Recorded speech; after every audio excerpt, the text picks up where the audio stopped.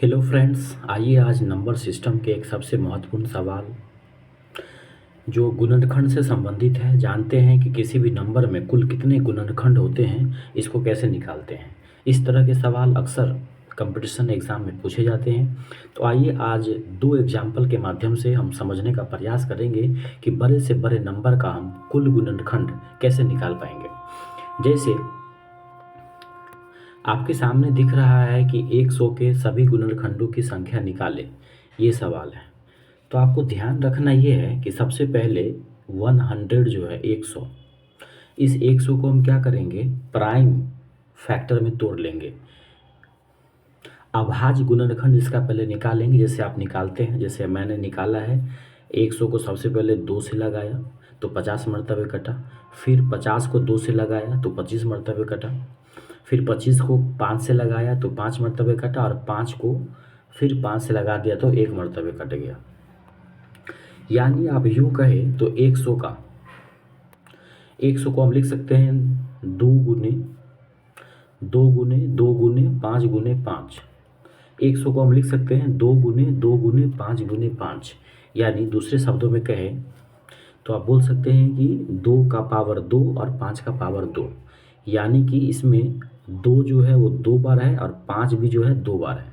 अब यहाँ से सवाल बनता है कि अब यहाँ पे अगर आपको कुल गुणनखंड निकालना हो तो क्या करेंगे, जितने भी अभाज्य गुणनखंड आए हैं उसके पावर में एक एक जोड़ देना है। पावर में क्या करना है, एक एक ऐड कर देना है। जैसे यहाँ पे 2 के पावर में 2 आया था तो उसमें हम क्या किए हैं, एक जोड़ दिए। तो 2 के पावर में एक जोड़ने पर 3 होगा, और फिर 5 के पावर में भी 2 है तो पावर में फिर से एक ऐड कर दिए। यानी 2 में जब एक जोड़ेंगे तो 3 होगा, और फिर 2 में एक जोड़ेंगे तो 3 होगा, और दोनों को गुना कर देंगे तो 3 तिया कितना हो जाएगा, 9 हो जाएगा। तो इसमें कुल गुणनखंड कितना हो जाएगा, टोटल 9 हो जाएगा। तो यही इसका जो है 9 आपका क्या है, करेक्ट आंसर है।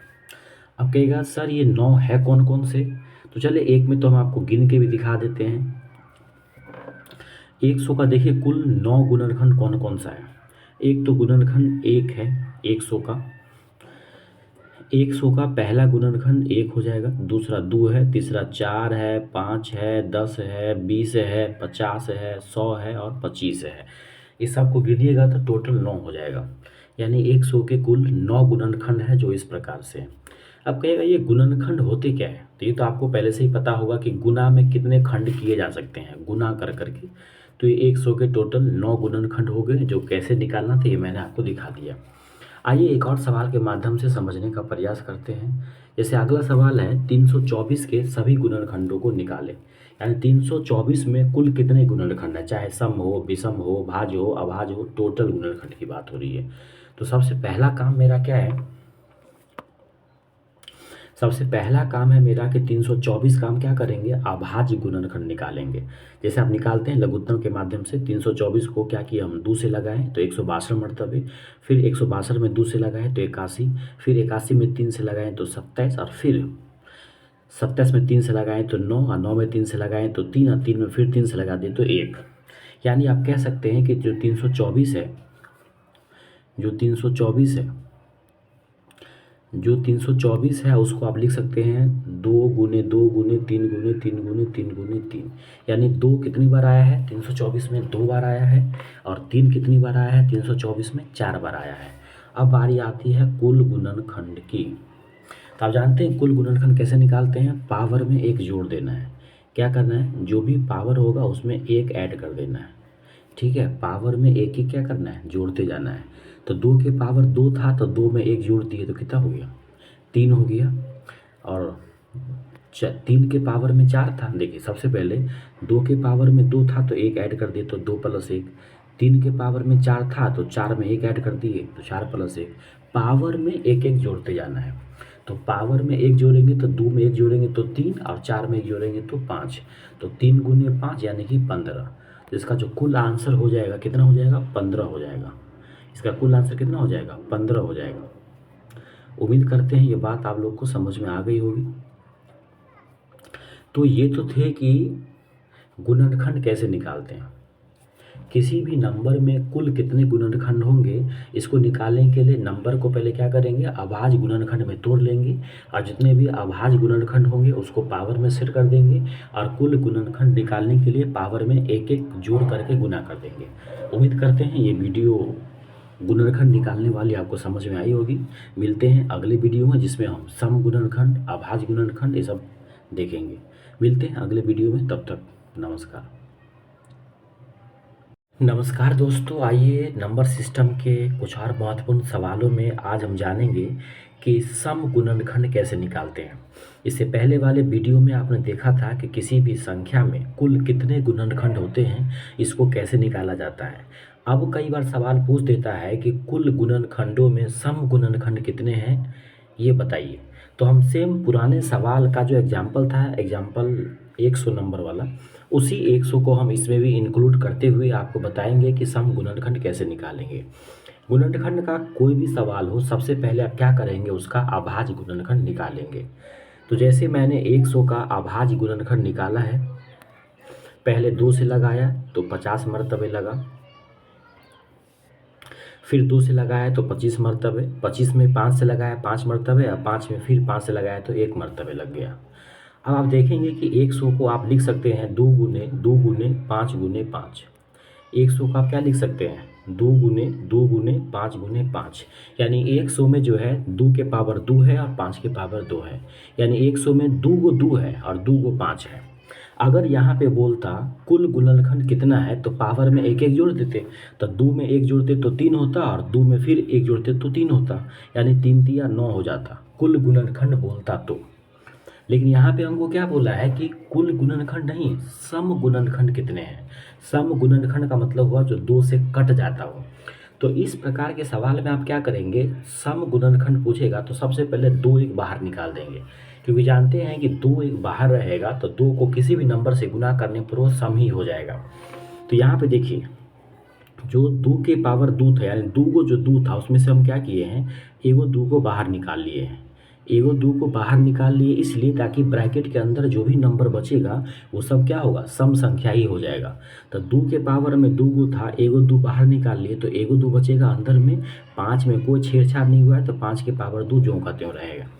2 को हम बाहर इसलिए निकाले हैं क्योंकि बाकी जितने भी गुणनखंड हैं वो 2 से गुना होने पर सम बन जाए।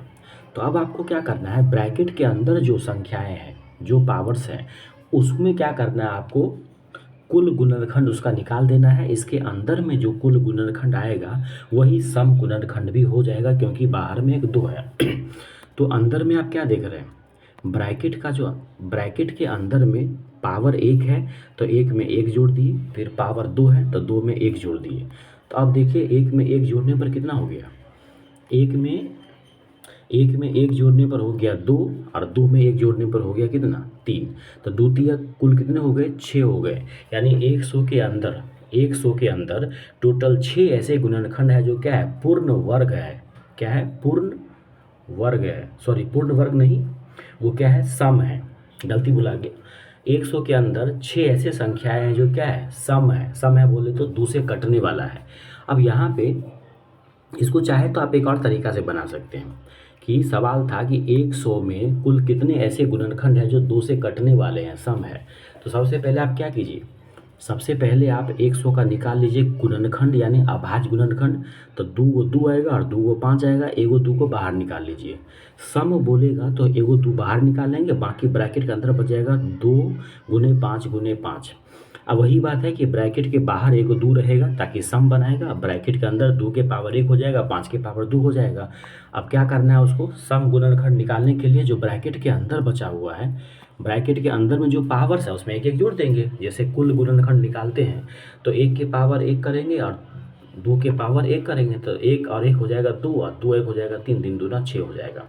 यानी 6 ऐसी संख्याएं हैं 100 के अंदर।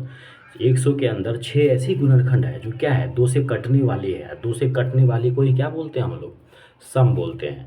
तो 100 के अंतर्गत 6 ऐसी संख्याएं हैं जो क्या है, सम गुणनखंड है। एग्जाम्पल के तौर पे मैंने आपको यहाँ पे दिखा भी दिया है कि 100 के अंतर्गत वो कौन सी 6 संख्याएं हैं जो 2 से कटने वाली है।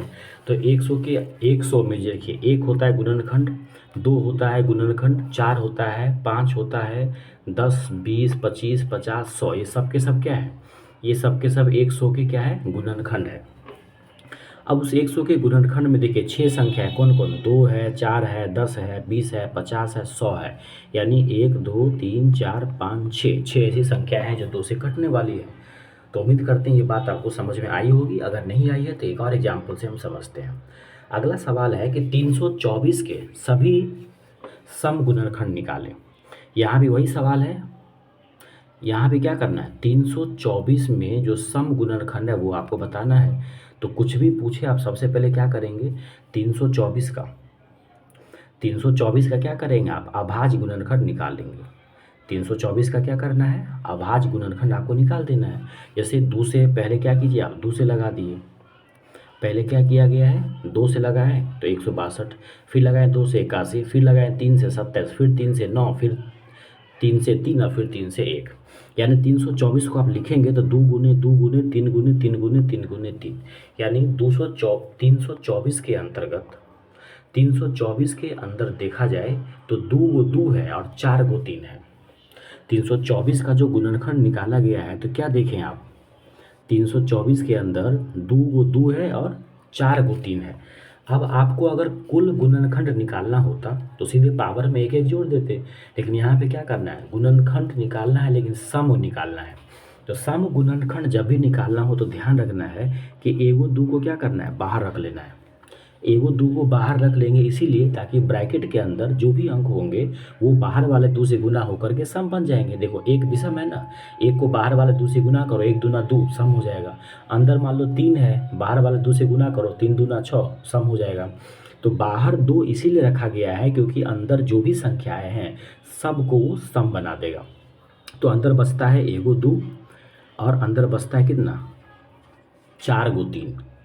यूं कहे तो आप बोल सकते हैं क्या कि अंदर जो है वो 2 के पावर 1 है, अंदर जो है 2 के पावर 1 है और 3 के पावर 4 है।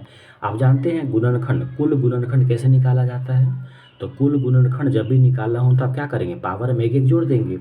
तो जो ब्रैकेट के अंदर जो चीज़ें दिख रही हैं इसका अगर आप कुल गुणनखंड निकालेंगे तो पावर में एक जोड़ेंगे तो 1 के पावर में 1, पावर में 1 जोड़ेंगे तो 4 के पावर में 1, तो 1 के पावर 1 2, 4 के मतलब 1 में 1 जोड़ेंगे तो 2 और 4 में 1 जोड़ेंगे तो 5, 2 पंचे 10 हो जाएगा।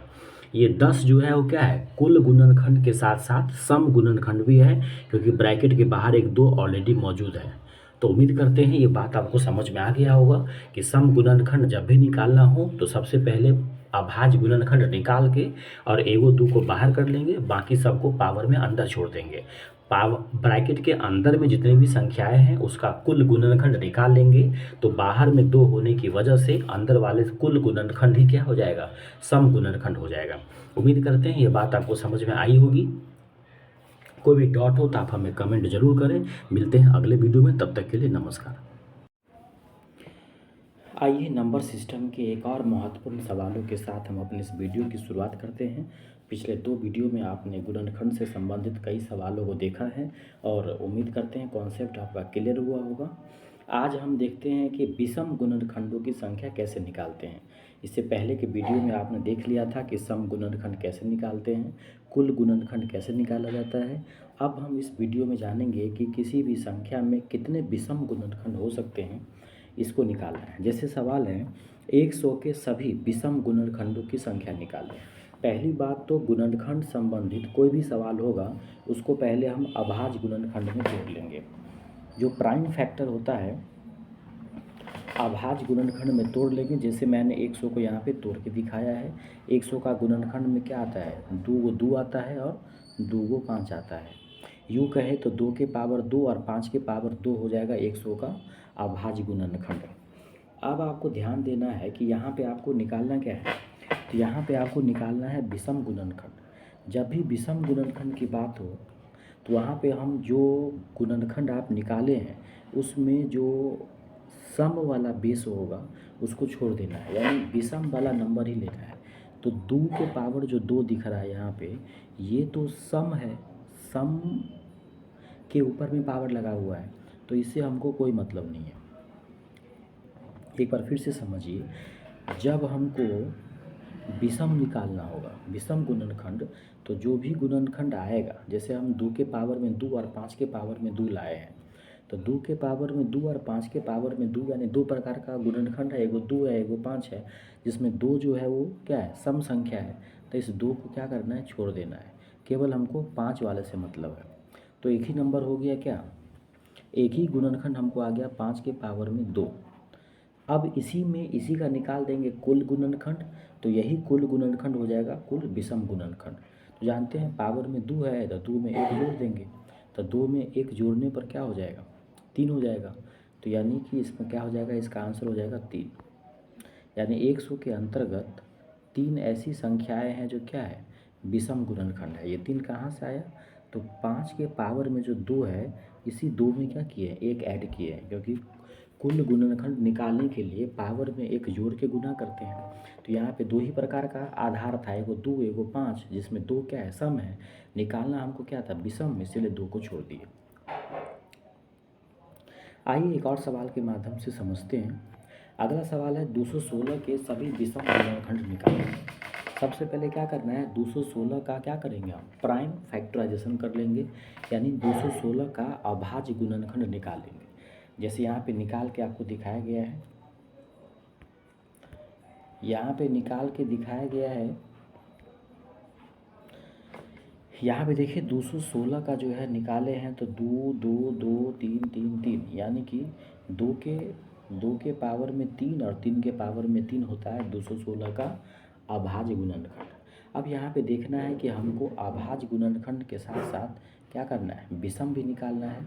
तो विषम निकालने के लिए क्या करेंगे, जो गुणनखंड का आधार होगा उसमें हम क्या करेंगे, सम वाले को छोड़ देंगे। सम मतलब जो 2 के पावर है ना, जो 2 से कटने वाला है तो 2 आएगा, तो 2 का बेस वाला को हम क्या करेंगे, छोड़ देंगे, इससे कोई मतलब नहीं। उसके आगे जो बेस है 3, उस पर ध्यान देंगे। तो 3 के पावर में कितना है, 3 के पावर में कितना है, 3 है,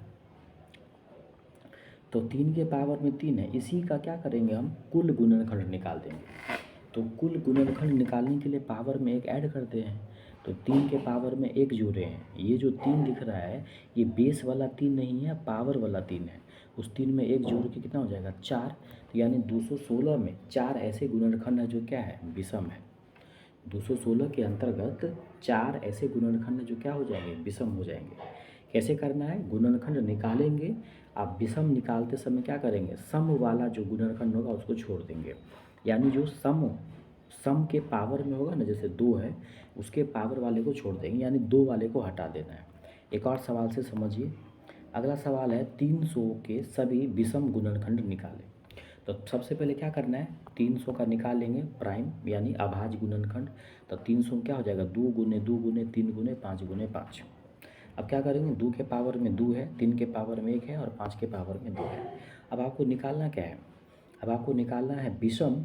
तो विषम निकालने के लिए जो बेस है ना, 2 3 5, इसमें 3 तरह का जो आया है ना गुणनखंड, एगो 2 एगो 3 एगो 5। तो विषम निकालने के लिए क्या करना है, विषम निकालने के लिए जो आधार होगा ना, बेस, सम वाले को छोड़ देंगे। तो इसमें क्या करना है, 2 वाले को छोड़ देना है, बाकी दोनों को लेना है। तो बाकी जो 2 नंबर दिख रहे हैं 3 और 5, उसके पावर में 1 1 जोड़ के गुना कर देंगे। तो पहला 3, 3 के पावर में मतलब 3 के पावर में 1 है, तो 1 में 1 जोड़ देंगे। और फिर 5 के पावर में 2 है, तो 2 में 1 जोड़ देंगे। तो 1 में 1 जोड़ने पर होगा 2 और 2 में 1 जोड़ने पर होगा 3। कुल मिला के हो जाएगा 3 दूना कितना, 6। 3 दूना कितना हो जाएगा, 6। यानी 300 के अंदर 6 ऐसे गुणनखंड है जो क्या है, विषम है। 300 में 6 ऐसे गुणनखंड है जो क्या है, विषम है। तो उम्मीद करते हैं ये विषम गुणनखंड निकालना आपको समझ में आ गया होगा। वेरी सिंपल है, कुल गुणनखंड निकाल के जो आधार आएगा उसमें 2 वाले को हटा देंगे, बाकी जो अंक होगा उसके सभी के पावर में 1 1 जोड़ के गुना कर देंगे। मिलते हैं अगले वीडियो में। जय हिंद।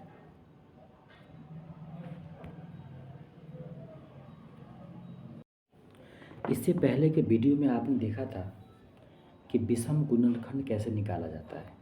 अब हम देखते हैं कि जो भी गुणनखंड है उसका जोड़ कितना होगा, यानी सभी गुणनखंडों का क्या निकालना है, हमको योग निकालना है। तो इस वीडियो में हम देखेंगे कि किसी भी संख्या के सभी गुणनखंडों को जोड़ा जाए तो कितना होगा, इस पे चर्चा करेंगे। तो आइए वीडियो की शुरुआत करते हैं। सबसे पहले आपको क्या करना है, सबसे पहले गुणनखंड का कोई भी सवाल हो उसमें क्या करेंगे, आप उसको जो है गुणनखंड निकाल लेंगे। अभाज्य गुणनखंड के रूप में 100 को तोड़ लिए। 100 में होता है 2 को 2 और 2 को 5 होता है, यानी 2 के पावर में 2 और 5 के पावर में 2 होता है अभाज्य गुणनखंड। यहाँ तक आपको कोई दिक्कत नहीं होगा, यहाँ तक आपको समझ में आ गया। यहाँ पर देखिए, अगर कुल गुणनखंड निकालना होता तो पावर में एक एक जोड़ के गुना कर देते, लेकिन हमको यहाँ पे क्या करना है, सभी गुणनखंडों का योग निकालना है, गुणनखंडों को जोड़ना है। तो सिंपल तरीका समझिए, आप क्या करना है, जब भी गुणनखंडों को जोड़ना है तो जो पावर आया है 2 के पावर में 2 और 5 के पावर में 2, तो इसको जो है 0 से लिखना स्टार्ट कर देंगे। 2 के पावर 0, 2 के पावर 1, 2 के पावर 2, क्योंकि 2 के पावर 2 है तो 0 से शुरू करेंगे और उसको 2 तक लिख देंगे। फिर गुना है तो गुना देंगे, 5 का लिखना शुरू करेंगे। 5 का पावर 0, 5 के पावर 1 और 5 के पावर 2। अगर 5 के पावर 3 होता तो यहाँ पे 5 के पावर 3 लिखते। अब पूरे 2 वाले को जोड़ेंगे। किसी का भी पावर 0 होता है तो उसको 1 होता वैल्यू। किसी भी चीज़ का पावर अगर 0 हो जाए तो उसका मान कितना हो जाता है, 1 हो जाता है। तो 2 के पावर 0 हो जाएगा 1, 2 के पावर 1 होगा तो 1 होगा, 2 के पावर 2 होगा तो 4 होगा। उसके आगे 5 के पावर 0 1 होगा, 5 के पावर 1 5 होगा, 5 के पावर 2 कितना होगा, 25 होगा। अब इसको जोड़िएगा आप तो 4 2 6 1 7 हो जाएगा, और 25 5 30, 25 5 30 1 31 हो जाएगा। तो 31 गुने 7 करेंगे तो 7 1 7, 7 या 21, 217 हो जाएगा। यानी 100 के अंदर जितने भी गुणनखंड आते हैं उस सभी को जोड़ेंगे तो 217 होगा। आइए इसको प्रैक्टिकली समझते हैं। पिछले कई वीडियो में मैंने दिखाया है कि 100 में जो टोटल जो 9 गुणनखंड है वो कौन कौन है। तो 100 में एक गुणनखंड 1 है, एगो 2 है, एगो 4 है, एगो 5 है, एगो 10 है, 20 है, 25 है, 50 है, 100 है। इस सब को जोड़िए 217 ही होगा। देखिए 100 और 50 150 हुआ, 150 हो गया। यहाँ देखिए इसमें से 20 लिए, इसमें से 20, इसमें से 10, तो ये 50 हुआ, तो 205 हो गया पूरा। पर 5 यहाँ पे था, 205 और ये 205, 210 हो गया, 210 और ये 7, 217 हो गया। एक बार फिर समझिए, इसको जोड़ना है तो ये 150 तो यहाँ तो हो गया, 100 प्लस 50 50, इस तीनों में देखिए 25 और 20 और 10 55 हुआ, तो 150 और 55 205 और ये 5 210 और 7 217। चलिए एक और सवाल देखते हैं। अगला सवाल है 216 के सभी गुणनखंडों का योग निकालें। अभी हम देख रहे हैं कि गुणनखंड को जोड़ेंगे तो कितना होगा, 216 में जितने भी गुणनखंड होंगे उसको जोड़ करके कितना होगा। तो सबसे पहले क्या किए, सबसे पहले गुणनखंड को हम क्या किए, 216 का निकाल लिए कुल गुणनखंड। तो 216 हो गया 2 के पावर में 3 और 3 के पावर में 3। 216 हो गया 2 के पावर में 3 और 3 के पावर में 3। अब यहाँ पे बार बार 0 1 नहीं लिखना। अब क्या करना है, जो संख्या होगा 2 वो पहले 1 लिखेंगे, उसके बाद वो संख्या लिखेंगे 2, फिर उसका डबल करेंगे, 2 दूना 4 और 4 दूना 8, 3 तक है तो 2 के पावर 3 8 होता है। एक बार फिर समझिए, जैसे 2 है, बेस 2 है तो सबसे पहले 1 लिखेंगे क्योंकि 2 के पावर 0 1 होता है, और इसको लिखना है 8 तक क्योंकि 2 के पावर 3 8 होता है। तो पहले 2, 2 का दुगुना 4, 4 का दुगुना 8। यहाँ देखिए 3 का पावर 3 है ना, तो इसको लिखना है 27 तक, लेकिन शुरू करना है 1 से। पहले 1 लिखेंगे, उसके बाद वो संख्या लिखेंगे 3, उसका दुगुना मतलब 3 का स्क्वायर कितना 9, और 9 का क्यूब कितना हो जाएगा 27। पावर 3 है तो 3 3 करते जाएंगे, 3 का स्क्वायर मतलब 3, 3 के पावर 1 3, 3 के पावर 2 9, 3 के पावर 3 27। सिंपल है, एक तो लिखना है क्योंकि 2 के पावर 0 है ना पहले बार। एक बार फिर समझिए, यहाँ तक तो आपको कोई दिक्कत नहीं है। क्या कि 216 का गुणनखंड निकाले तो 2 के पावर 3 आया, 3 के पावर 3 आया। अब यहाँ पे गुणनखंडों का जोड़ निकालते टाइम क्या करना होगा हमको, यहाँ पे थोड़ा ध्यान देना पड़ेगा कि 2 के पावर 3 है ना, तो पहले 1 लिखेंगे क्योंकि 2 के पावर 0 से शुरू करेंगे। 2 का पावर 0 1 होगा, 2 का पावर 1 2 होगा, 2 का पावर 2 4 होगा, 2 का पावर 3 8 होगा। फिर उसी प्रकार से बीच में गुना है तो गुना देंगे। 3 का पावर 0 1 क्योंकि किसी का भी पावर 0 1 होता है। 3 का पावर 1 होगा तो 3, 3 का पावर 2 होगा तो 9, 3 का पावर 3 होगा तो 27। अब देखिए इसको जोड़िए, पूरे को जोड़िएगा तो 8 4 12 2 14 1 15 हो जाएगा, 27 3 30 10 40 हो जाएगा, 15 चौका 60 600 हो जाएगा। तो ये 216 के सभी गुणनखंडों का जोड़ जो है वो कितना हो जाएगा, 600 हो जाएगा। तो उम्मीद करते हैं कि गुणनखंडों का योग आप समझ गए होंगे। बिल्कुल सिंपल है, पहले कुल गुणनखंड निकाल लेंगे, अभाज्य गुणनखंड, उसके बाद क्या करेंगे, उसको जीरो से लिखना शुरू करेंगे।